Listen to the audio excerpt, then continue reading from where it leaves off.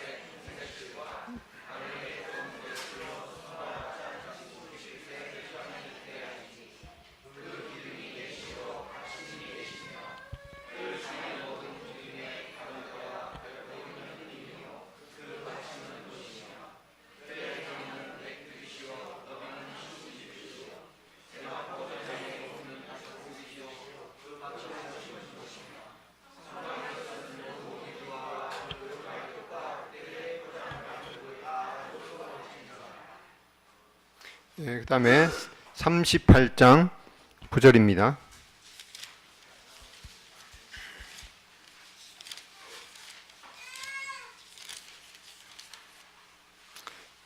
(38장 9절부터 20절까지) 다 같이 읽겠습니다. 시작.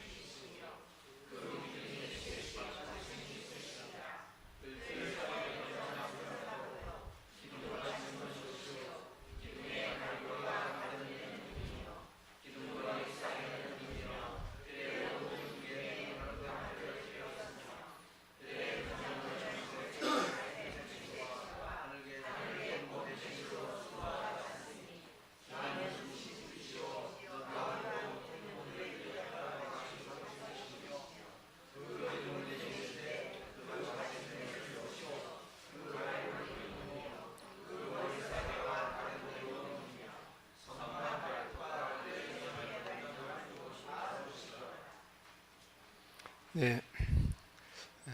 그냥 본문 말씀만 읽으면은 이게 무슨 뜻인가 이해하기가 힘들 것 같습니다. 그래서 이 성막에 관한 내용을 이렇게 그림으로 보고 있습니다. 그리고 혹시 중간에 이렇게 빠지신 분들은 지난번에 이 책 구입하시기를 원하시는 분 안내 드렸는데 한 분도 신청하신 분이 없는 것 같아요. 집에 갖고 계신 분들도 많이 있을 것 같은데 비용도 한 5,500원인가 그러니까 여기 칼라로 이렇게 그림이 다 나와 있으니까 들으시면서 혹시 더 깊이 자세하게 공부하기를 원하시는 분은 그렇게 두껍지 않은 책이니까 끝나고 나서 거기 뒤에 종이에다가 구입하시기를 원하시는 분 적으시면은 안내 드리겠습니다. 그리고 지난번이죠. 제가 이 말씀을 처음 이 성막에 대한 말씀을 1978년도에 제임스 형제님으로부터 배웠다고 말씀을 드렸는데 이 성경이 제임스 형제님이 쓰시던 성경입니다. 원래 책이 이게 곰팡이가 펴갖고 어디에 처박혀 있는데 이게 어떤 책인지 모르고 있기 때문에 어떻게 하다가 제 손에까지 들어왔습니다. 그래서 표지는 곰팡이 핀 걸 이제 떼버리고 표지를 제가 새로 만들었는데 혹시 궁금하신 분은 이따가 장갑을 끼고 아마 보셔야 될 것 같아요.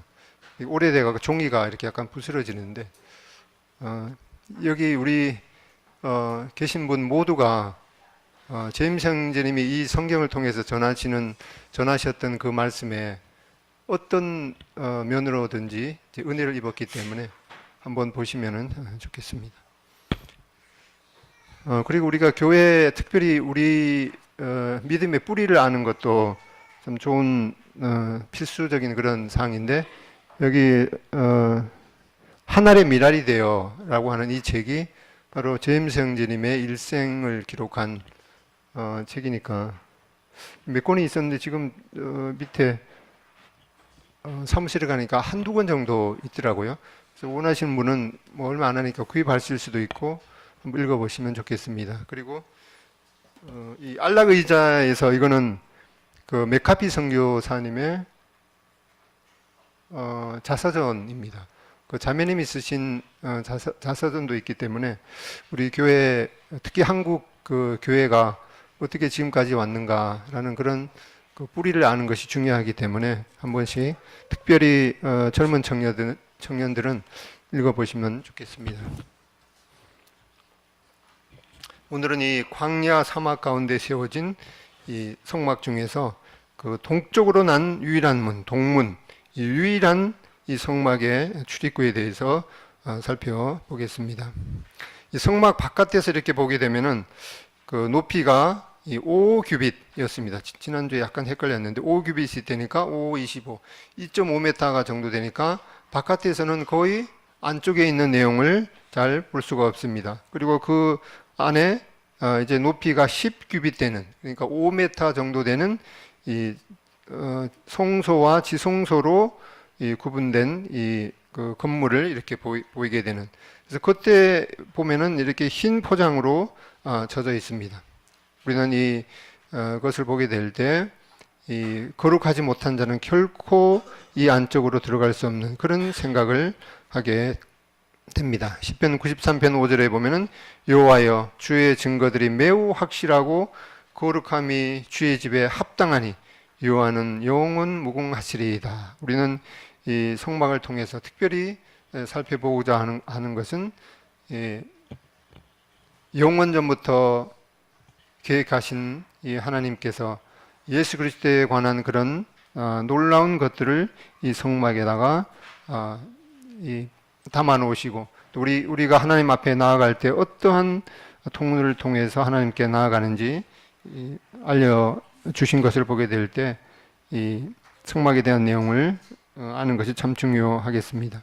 근데 여기에 이 유일한 출입구인 이 동문을 만들도록 하셨습니다. 동쪽으로 이렇게 문을 만들도록 하셨는데 동쪽을 향하여 뜰 동쪽의 너비도 50규빗이 될지며 여기서 동쪽에 그 울타리죠. 이게 50규빗 되게 하는데 문 이쪽을 향하여 포장 15규빗이며 문이 있고 문 왼쪽으로 15규빗, 문 저쪽으로 15규빗이며 그 기둥이 셋이요. 여기 기둥이 셋이고 오른쪽에도 기둥이 셋이고 그 다음에 이 문은 이 기둥이 4개로 이렇게 되어 있습니다.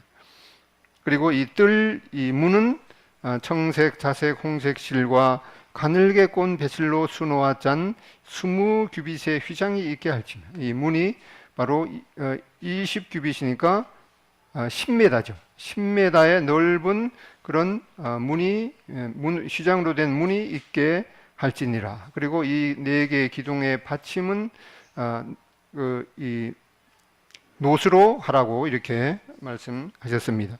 근데 이 그림을 하나님께서 모세에게 이렇게 보여주시고 그대로 만들라 이렇게 말씀하셨습니다. 그래서 여기 성막 여기 책을 보면은 문 기둥을 세우는 방법이 이 아래 걸로 이렇게 나와 있습니다. 근데 이 다른 그 백과사전을 보면은 이 문을 세우는 방법을 조금 다르게 했는데 왜 이렇게 정확하게 알 수 없는가? 이것은 하나님께서 모세에게 직접 보여주시고 그렇게 만들라 이렇게 말씀하셨고 또 그 말씀을 이렇게 그 문자로 기록이 되어 있기 때문에 이걸 이해하는 것이 조금은 틀릴 수가 있습니다. 그거는 그렇게 중요한 것은 아니기 때문에 여기 책에 이 문과 기둥을 세우는 방법하고 또 다른 방법도 있는 것을 보게 됩니다. 이 모세에게 말씀하신 이 문을 만드는 식양이 이런 모양인지 이런 모양인지는 이 말씀을 통해서는 정확하게 분별할 수 없지만은 하나님께서 모세에게 보여주셨기 때문에 그건 우리가 지금은 알 수 없죠. 어떤 모습으로 구체적으로 보여주신지는 알 수 없기 때문에 이 문을 만드는 방법은 이렇게 두 가지가 있는 것을 보게 됩니다. 그리고 예수님께서 친히 이 문이라고 말씀하셨습니다. 요한복음 10장 9절에 내가 문이니 누구든지 나로 말미암아 들어가면 구원을 받고 또는 들어가며 나오며 꼴을 얻으리라. 주님께서 자신을 가리켜서 내가 문이다. 이 나를 통해서 들어가면 구원을 받고 또 들어가며 나오며 꼴을 얻으리라. 이렇게 말씀하셨는데 이 문이 20규빗이니까 10m 정도 폭이 되는 그런 넓은 문이기 때문에 이 누구든지 이 문으로 들어오라고 말씀하고 계십니다. 그리고 이 문은 문턱도 없는 그런 것임을 보게 됩니다. 요한복음 10장 1절에 내가 진실로 진실로 너희에게 이르노니 문을 통하여 양의 우리로 들어가지 아니하고 다른 데로 넘어가는 자는 절도며 강도이다. 이 흰 세마포 휘장으로 쳐져 있는 이 성막의 이 유일한 출입구가 바로 동쪽으로 난 문인데 예수님께서도 이 문이신 예수님을 통해서 들어가지 않는 자는 절도며 강도다 이렇게 말씀하고 계십니다. 또한 요한복음 14장 6절에 예수께서 이르시되 내가 곧 길이요 진리요 생명이니 나로 말미암지 않고는 아버지께로 올 자가 없느니라. 이 예수님만이 하나님께로 가는 이 영생을 얻는 유일한 길임을 우리는 절대로 이것을 양보할 수가 없죠. 지금 이 포스트 모더니즘 그 시대에는 너도 옳고 나도 옳고 다 옳다 이렇게 하는 이상한 그러니까 이 동그라미가 네모난 동그라미도 있고 세모난 동그라미도 있다고 하는 그런 논리를 펴는 것과 마찬가지죠. 그렇지만 이거는 이 어느 시대를 막론하고 또 어떤 상황을 막론하고 예수님만이 유일한 길이요 진리요 생명이다. 이것은 정말 양보할 수 없는 진리인 것을 보게 됩니다. 이 성막으로 들어가는 이 동문 유일한 문 20규빗 이 폭이 10m가 되는 이 넓은 유일한 문임을 보게 됩니다. 또한 이 문은 이 네 가지 색의 실로 수놓아 짠 휘장으로 되어 있습니다. 출애굽기 27장 16절에 뜰문을 위하여는 청색, 자색, 홍색 실과 가늘게 꼰 배실로 수놓아 짠 20규빗의 휘장이 있게 할지니 그래서 하나님께서 모세에게 이렇게 만들라 이렇게 말씀하셨습니다. 이 동쪽으로 난 유일한 동문인 이 동문 휘장은 이 청색, 자색, 홍색 실과 가늘게 꼰 배실 이건 가늘게 꼰 배실이니까 흰색이죠. 청색, 자색, 홍색 실, 흰색 이걸로 수놓아 짠 이 20규빗의 휘장이 있게 할지니라. 그리고 아까 읽었던 38장에 이 똑같은 내용이 나오는데 그것은 27장에는 하나님께서 모세에게 이렇게 만들라 이렇게 말씀하신 거고 그 다음에 38장에 있는 내용은 하나님께서 그렇게 말씀하신 것을 실제로 그렇게 만들었더라 하고 이 감리 과정이 적혀 있는 그러니까 얼마나 중요하면은 이렇게 만들라 이렇게 말씀하셨고 또 하나님 말씀대로 그대로 만들었더라 라고 하는 이 하나님의 말씀을 철저하게 순종했는지 그 과정이 기록이 되어 있습니다. 이렇게 이 네 가지 색으로 이 휘장을 동쪽으로 난 유일한 문인 휘장을 만들도록 하셨습니다. 이 청색, 자색, 홍색, 배실 이 옛날에 이 물감을 구하기가 어렵던 그 시기에 이 청색은 바로 이 페니키아 해변에서 서식하던 이 조개에서 이 염료를 청색을 채취를 했습니다. 그리고 이 자색은 이 자색 달팽이 분비물에서 이 자색 염료를 뽑았습니다. 이 홍색은 바로 이 피 색깔이죠. 이 피 색깔은 이 감탕나무에 사는 연지벌레를 모아서 말려서 그 가루로 만들어서 이 홍색 염료를 사용했습니다. 그리고 배실은 바로 이 아마에서 이 삼이죠. 삼으로 만든 그 아마 그 삼을 물에 담그어서 줄기에서 이 흰 이 아마 배실을 그 배틀에서 짰던 것을 보게 됩니다. 이렇게 청색, 자색, 홍색, 그 다음에 흰색, 배실 이렇게 네 가지 색깔을 이 성막의 유일한 출입구인 이 동문의 휘장을 만들도록 했는데 우리는 이 네 가지 색이 바로 이 주님의 성품을 표현하고 있는 것을 보게 됩니다. 이 청색은 바로 이 하늘 색깔이죠. 바로 예수님께서 하늘에서 오신 이 신성을 지니신 주님이심을 표현하고 있습니다. 이 자색은 바로 왕권의 표시죠. 자색은 바로 만왕의 왕이신 주님. 그다음에 이 홍색, 이거는 피 색깔이죠. 이 홍색은 바로 십자가의 죽음을 당하신 주님. 이 흰색, 이 배실은 바로 이 순결하신 주님의 인성을 표현하고 있는 것을 보게 됩니다. 이렇게 이 휘장이 이 네 가지 색으로 짠 그 실로 이렇게 만들도록 했습니다. 이 뜰문을 위하여는 청색, 자색, 홍색 실과 가늘게 꼰 배실로 수놓아 짠 이 20규빗의 휘장이 있게 할지니 그 기둥이 넷이요 받침이 넷이요. 이 그 동문에 이 기둥이 4개로 이렇게 말씀했습니다. 그 다음에 이 받침이 또 4개다 이렇게 말씀하고 있습니다. 이 4가지의 기둥, 바로 그리스도의 성품과 사역을 기록한 이 4 기둥을 보게 됩니다. 마태, 마가, 누가, 요한 이 4 기둥을 보게 되는데 이 자색, 이것은 바로 이 왕이신 주님을 표현하고 있는 것이죠. 그래서 이 마태복음에서 예수님을 바로 유대인의 왕이요 만왕의 왕으로 증거하고 있습니다. 이 홍색은 바로 그 희생을 당하신 그런 이 종이신 주님. 바로 이 마가복음은 그 마가가 로마인이죠.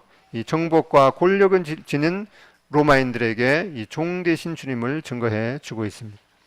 이 누가는 이 헬라인이죠.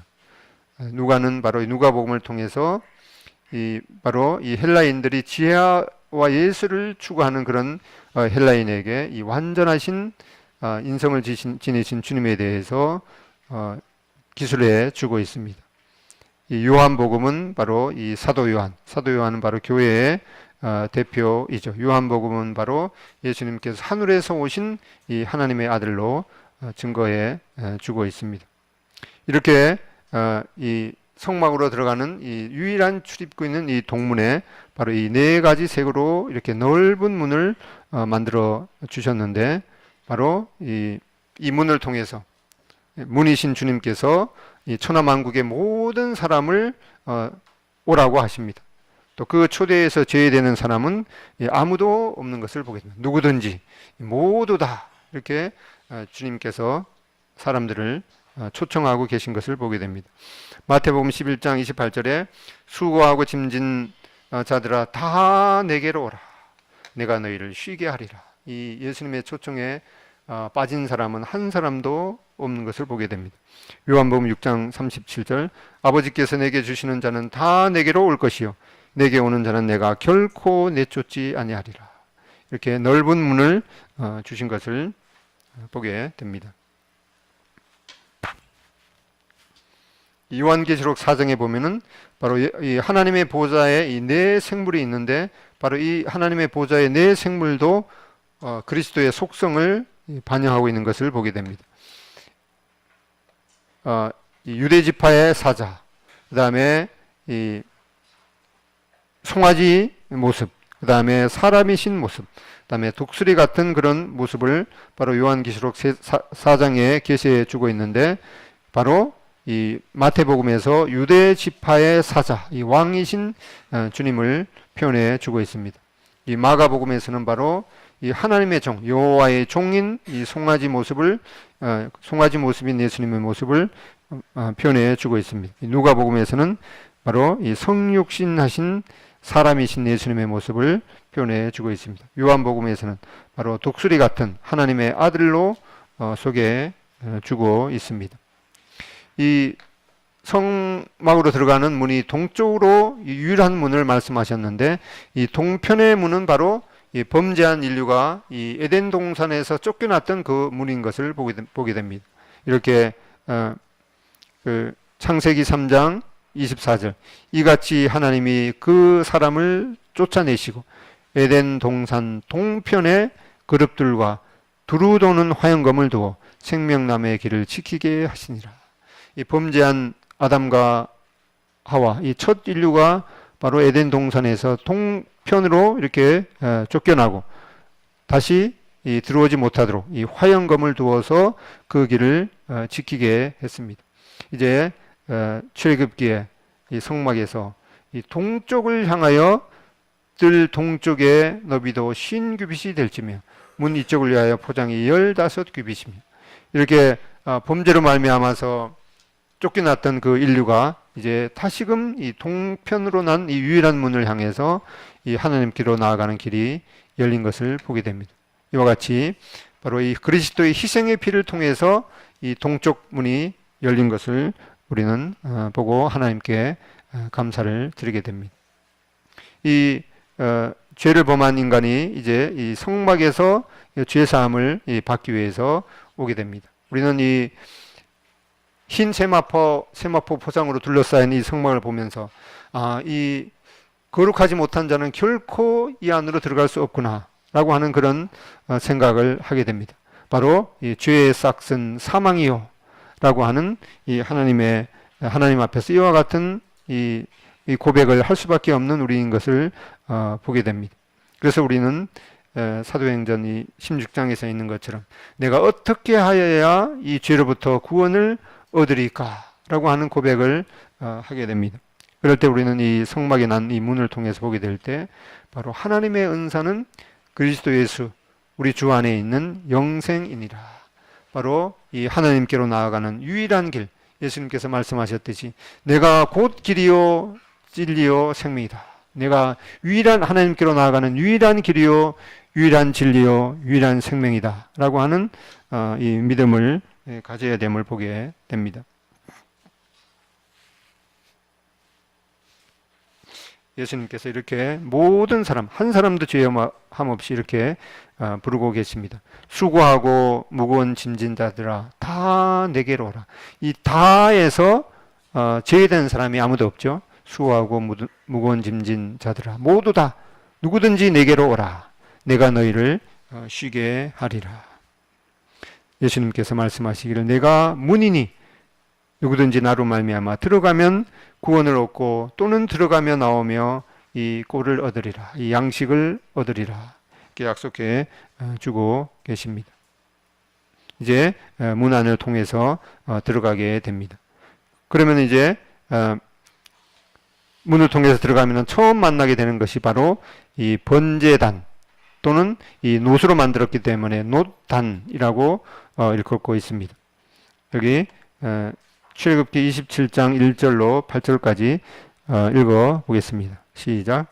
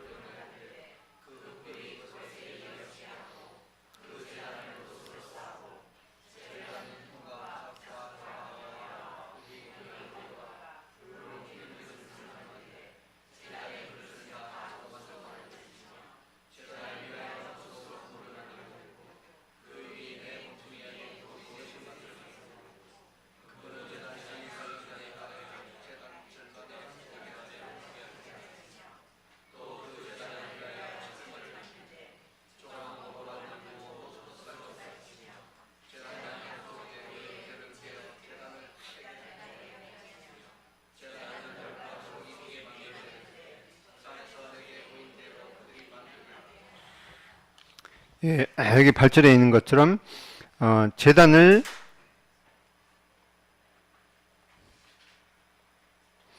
8절에 있는 것처럼 제단은 널판으로 속이 비게 만들되 산에서 너에게 보인 대로 그들이 만들게 하라. 이렇게 하나님께서 모세에게 이런 모양을 이제 보여주셨습니다. 이제 보여주셨는데 그 모세가 하나님께서 보여주시고 말씀하신 것을 이제 이 성경을 통해서 이 기록을 해 주셨습니다. 이 번제단의 크기를 전체적인 크기를 보면은 이제 가로 세로가 5규빗이죠. 5규빗이니까 1규빗이 약 50cm로 계산하면은 5규빗이면은 이 가로 세로가 이 2.5m, 그러니까 꽤 큰 거죠. 높이가 3규빗, 1.5m 정도 되는 이런 그 번제단을 만들려고 하는데 그 중간쯤에 이제 그 여기다가 이제 그 재물을 올려놓으면 이제 재가 있기 때문에 그 재가 밑으로 빠지도록 이렇게 이 노수로 만든 이 그물을 만들도록 했습니다. 그리고 이 성막이 바로 그 광야에서 하나님께 예배드리는 그런 그 기구였기 때문에 다른 곳으로 이제 이동하게 되면은 이렇게 그 이 채가 이렇게 필요했습니다.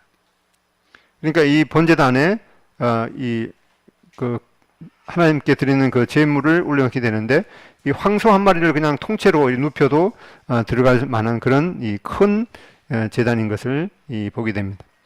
이 번제단은 바로 흠없는 동물이 우리를 위해서 대속의 죽임을 당하신 곳입니다.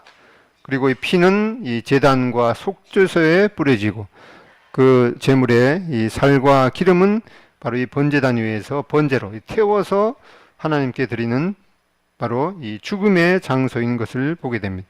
그래서 이 번제단은 바로 우리를 위해서 희생 제물로 드려진 이 주 예수 그리스도의 십자가의 구속을 예표하고 있는 것을 보게 됩니다. 이 번제단을 만들 때는 이제 이 시띠나무로 만들어서 노수로 입혔습니다. 이 시띠나무는 바로 이 히브리어로 이제 시띠나무이고 우리말로는 조각목이라고 하고 영어로는 아카시아 그 유대 광야에서 나는 아카시아 나무입니다. 이 성지 순례를 가보면은 그냥 이 광야에 흔하게 볼 수 있는 그런 나무가 바로 이 조각목, 바로 이 시띠나무, 이 아카시아 나무입니다. 그렇게 크지도 않고 이 광야에 그 물기가 그렇게 없기 때문에 나무도 그렇게 굵지 않죠. 그리고 가시가 약간 이렇게 나 있습니다. 이렇게 이 볼품 없는 그런 나무로 이 하나님의 그 성물을 만드는 그런 그 재료가 되었습니다. 그래서 바로 이 조각목으로 이 제단을 만들라고 하는데 이 나무로 만들어서 그 나무 위에다가 이제 이 노수로 그 나무에 입히도록 했습니다. 그래서 이 조각목은 바로 이 주님의 볼품 없는 그런 그 겉으로 보기에 사람 흠모할 만한 것이 없는 그런 모습을 표현해 주고 있습니다. 그는 주 앞에서 자라나기를 연한 순 같고 마른 땅에서 나온 뿌리 같아서 고운 모양도 없고 풍채도 없은즉 우리의 보기에 흠모할 만한 아름다운 것이 없도다 라고 하는 이사야 53장 이 주님의 이 겉으로 보이는 그런 인성에 대해서 표현해 주고 있습니다. 이렇게 바로 요한일서 2장 2절 그는 우리 죄를 위한 화목제물이니 우리를 위할 뿐 아니요 온 세상의 죄를 위하심이라. 바로 이 번제단에서 이렇게 제물이 태워져서 하나님 앞에 드려졌습니다. 인자에 온 것은 섬김을 받으려 함이 아니라 도리어 섬기려 하고 자기 목숨을 많은 사람의 대속물로 주려 함이니라. 바로 이 번제단에 나타난 예수 그리스도의 대속의 죽으심과 부활을 보게 됩니다. 바로 이 번제단은 바로 시띠나무로 만들어서 그 위에다가 놋을 입혀서 만들었습니다. 이 시띠나무는 바로 그리스도의 인성을 나타냅니다.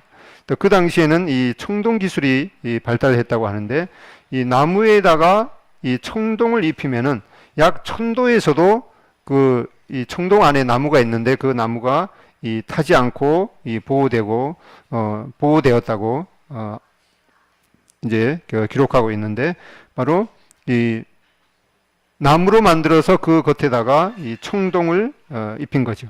그래서 바로 주리 예수님께서는 우리를 위해서 대속의 죽음을 당하셨지만은, 바로 그 나무가 타지 않는 것처럼 주님께서 이 사망을 이기시고 부활하신 것을, 이 그런 그림자를 보게 됩니다. 시편 30편 3절에 여호와여 주께서 내 영혼을 음부에서 끌어내어 나를 살리사 무덤으로 내려가지 않게 하셨나이다. 예수는 우리의 범죄함을 위하여 내어줌이 되고 또한 우리를 의롭다 하심을 위하여 살아나셨느니라. 이 번제단에서, 바로 이 번제단 기구가 바로 예수님께서 우리의 범죄함을 위하여 내어줌이 되고 또한 우리를 의롭다 하기 위해서 살아나신 주님의 이 죽으심과 이 부활의 그림자를 보게 됩니다. 그리고 이 번제단에 뿔이 있었는데, 이 뿔의 용도를 보면은 바로 이 제단에다가 희생 제물에 그 제물 여기다 놓고 이 붙들어 매기 위해서 이렇게 사용되었습니다.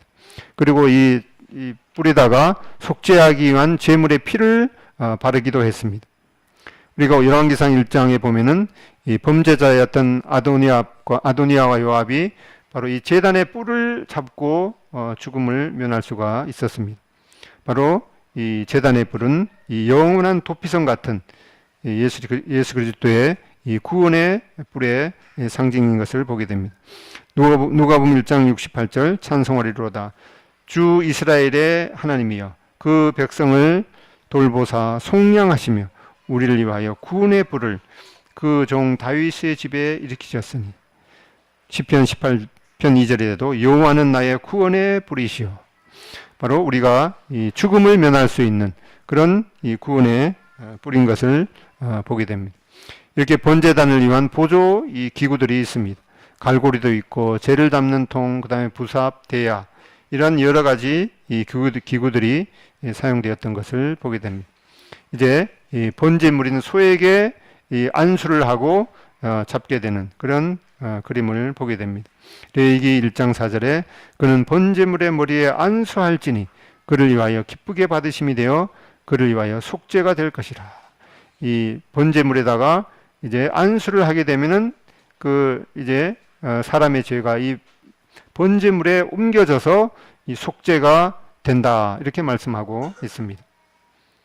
그리고 이 번제단에서 내린 그 성막을 다 만들고 나서 이 처음에 이 제물을 이제 하나님 앞에 드릴 때는 하나님께서 그 하늘에서 불을 내리셨습니다.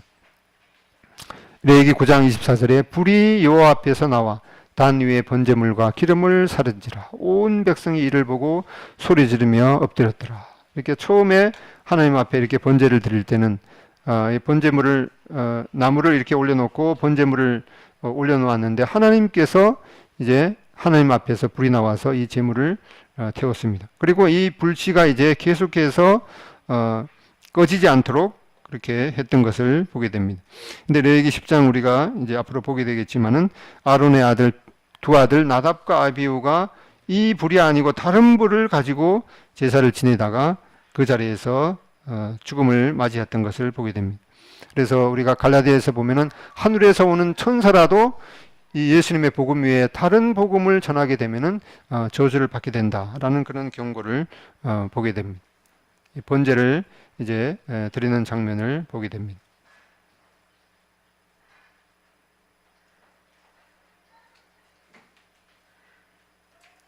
바로 이러한 번제물 드리는 것이 예수님께서 우리를 위해서 제물이 되신 그런 그림자를 보게 됩니다.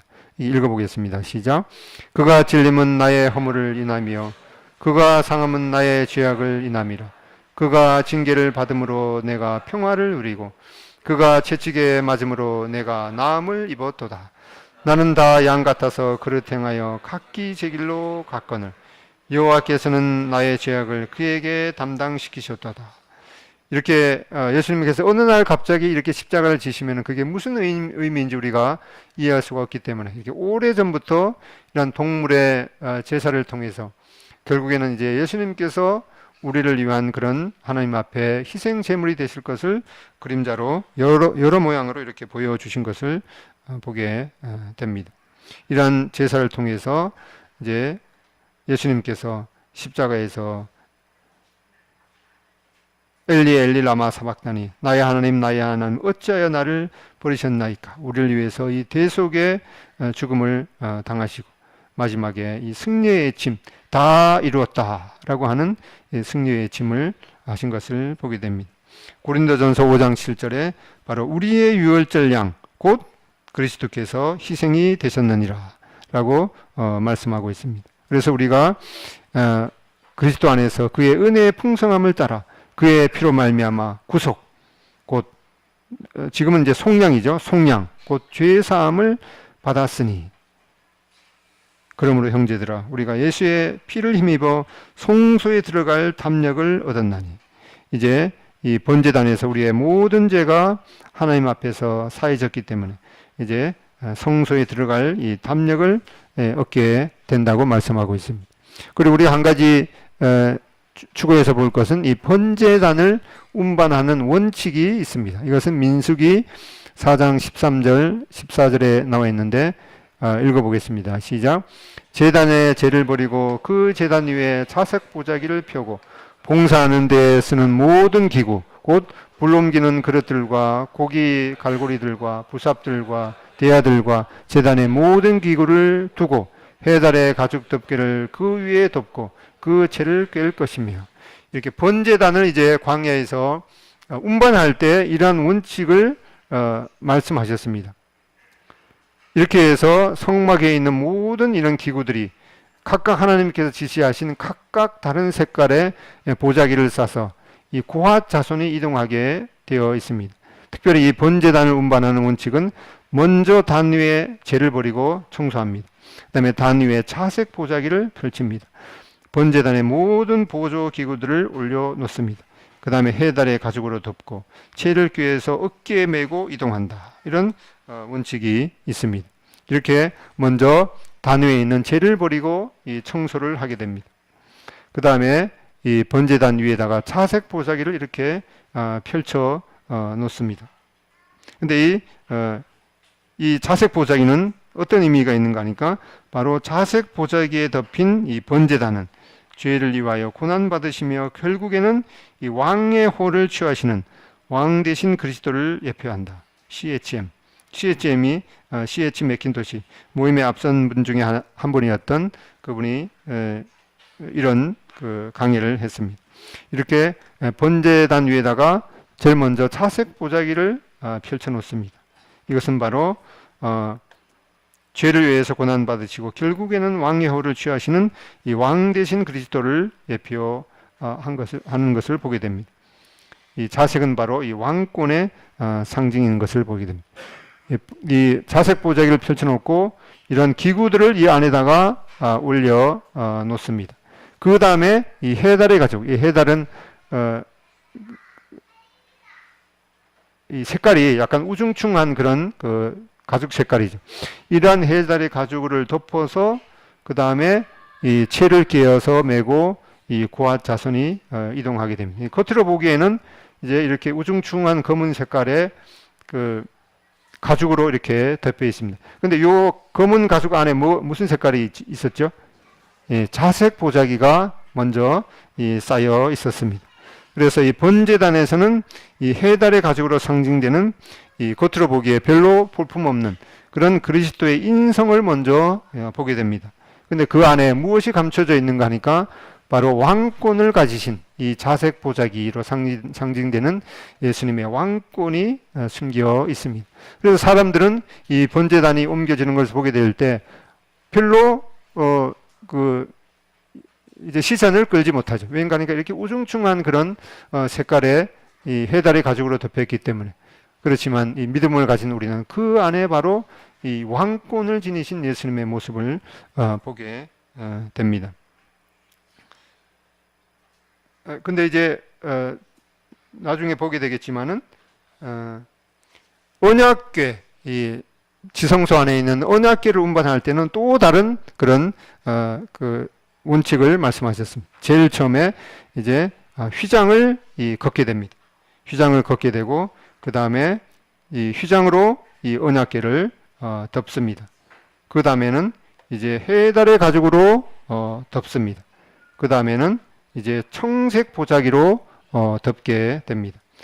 그래서 겉으로 보기에는 이 언약궤가 운반될 때는 제일 겉의 모습이 무슨 색깔이겠습니까? 청색이죠. 근데 청색인데 그 안에 무슨 색깔의 보자기가 있습니까? 바로 해달의 가죽이라는 그 우중충한 그런 색깔의 그 보자기가 그 싸져 있습니다. 그래서 언약궤에서는 이 청색으로 상징되는 그리스도의 신성을 먼저 보게 되고 그 안에 바로 해달의 가죽이라는 주님의 인성이 감춰져 있는 것을 보게 됩니다. 이렇게 하나님께서는 어떻게 하나님께서 이러한 그 세밀한 그 색깔과 그 다음에 그 가죽의 재료 이런 모든 것을 통해서 예수님의 속성과 그 성품을 묘사해주고 있는지, 이거는 하나님의 지혜가 아니면은 결코 할 수 없는 그런 놀라운 것임을 보게 됩니다.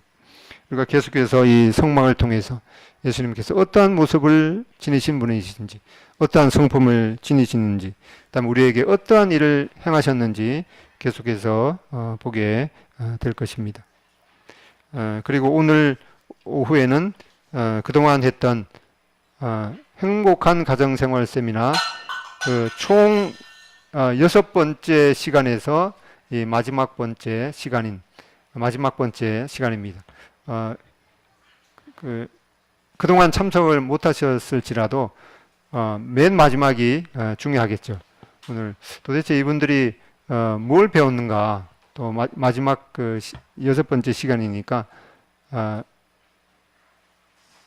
뭐 그렇게 특별히 바쁘신 사항이 없으신 분은 함께 참석하셔서 모두 다 우리 행복한 가정을 이루면 좋겠습니다. 어떤 분이 그렇게 고백을 했더라고요.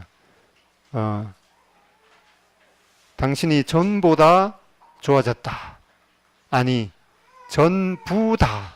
이렇게 고백을 했더라고요. 그래서 이러한 그 고백들이 우리한테 있게 되기를 바라는 마음으로 오늘 오후 마지막 번째 행복한 가정 세미나에 참석해 주시면 좋겠습니다. 기도하고 마치겠습니다.